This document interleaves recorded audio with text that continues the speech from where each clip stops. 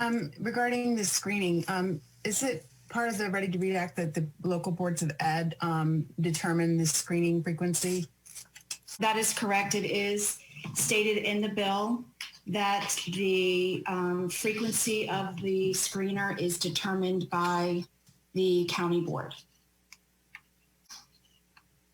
I don't recall us doing, my colleagues can correct me, has this been brought to us, or have we done this? Have we determined the frequency of screening?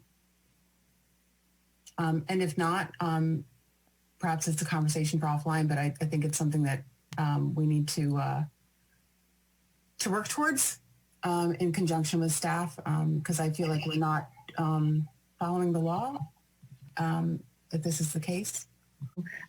Related to the first question about the board approving the level, the frequency, that language is particularly around the superintendent having oversight of the day-to-day operation. So we can certainly clarify the point at which the board intervenes on that in the superintendent. So I'll have Dr. Materano speak to that.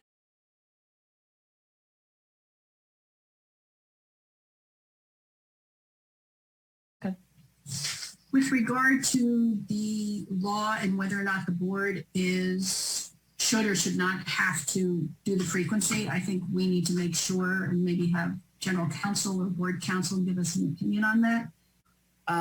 My other question is looking at the differences with the screener in kindergarten between economics and English language learners. You just see where the achievement gap starts, and the difference is right there between economics and whether they're English language learners.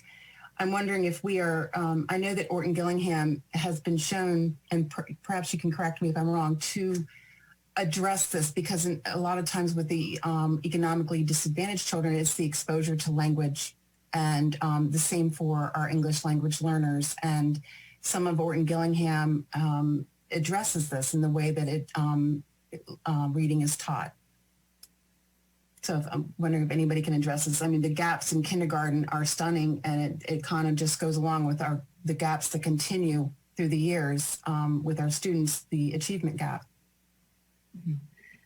Thank you for the question, Ms. Cotonio.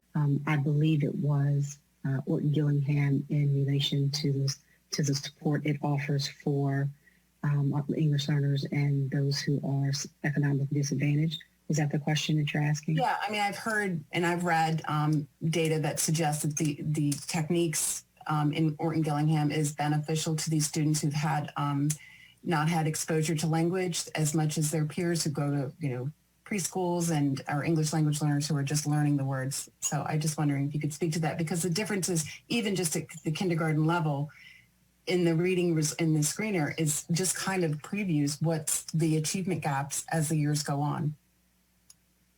Thank you for the question, Ms. Cotonio. I can't speak specifically to the research on the effectiveness of Orton Gillingham to those groups of students, but I will certainly get back to you on that.